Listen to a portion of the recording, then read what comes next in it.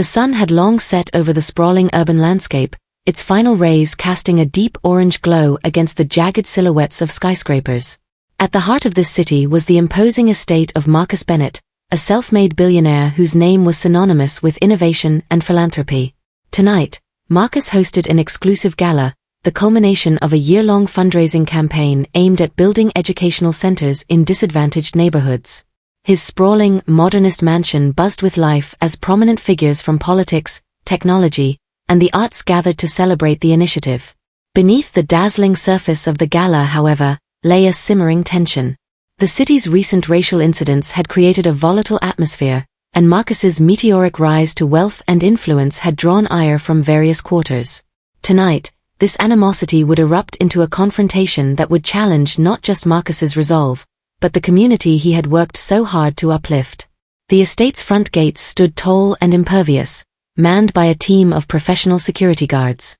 As guests in elegant attire arrived in sleek cars, their identities were verified against an extensive guest list.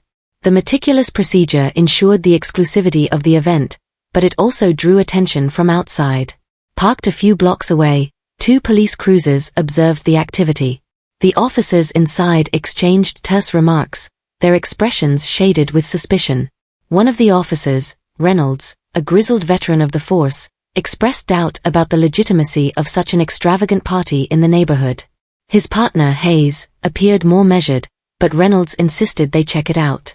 With their lights activated, they approached the estate, drawing immediate attention from both nearby residents and the gala's security team. At the gates, Carter Davis, Marcus's longtime head of security, intercepted the officers with a professional demeanor, explaining the nature of the event and assuring them that all permits were in order. Despite the thorough explanations, Reynolds remained skeptical and demanded access to the property. Marcus, alerted by Carter, joined the conversation, projecting calm authority as he reassured the officers that the event was legitimate and compliant with all regulations. Inside the estate, the presence of uniformed officers caused a ripple of unease among the guests. While the gala continued, the tension was palpable as Marcus guided the officers through the grounds, determined to prevent the situation from escalating. Reynolds scrutinized every detail, his demeanor suggesting he was searching for any sign of wrongdoing. The situation took a more pointed turn near the central fountain, where a young black waiter carrying a tray of drinks caught Reynolds' attention. Without cause, Reynolds began questioning the waiter aggressively, demanding identification. The waiter, caught off guard, stammered as he tried to explain his role. Marcus quickly intervened, stepping between Reynolds and the waiter, making it clear that the young man was simply doing his job and that such behavior was unwarranted. The tension escalated as Reynolds' behavior drew the attention of other guests, their concern growing with each moment.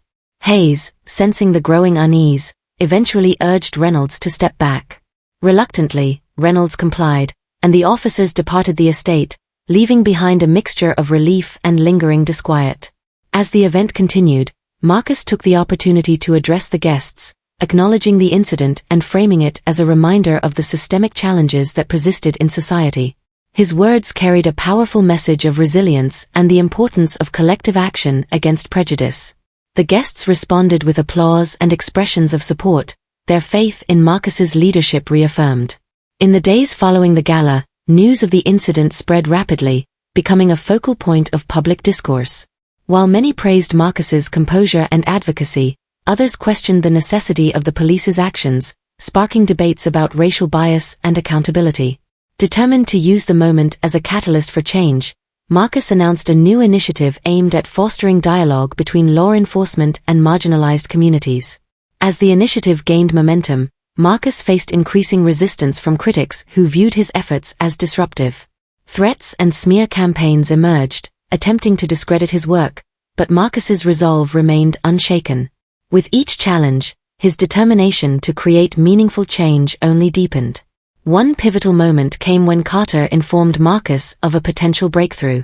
A young officer named Daniels, willing to risk everything, had come forward with evidence of systemic bias within the department. Late one night, Marcus and Carter met Daniels in a dimly lit parking garage, where the officer handed over a flash drive containing damning records of internal misconduct and negligence. The information provided by Daniels confirmed the patterns Marcus had been fighting to expose. As Marcus thanked Daniels, he understood the gravity of the task ahead. The fight for justice was far from over, but this moment represented a significant step forward. With renewed purpose, Marcus prepared to bring the truth to light and dismantle the barriers of prejudice and inequality that had persisted for far too long.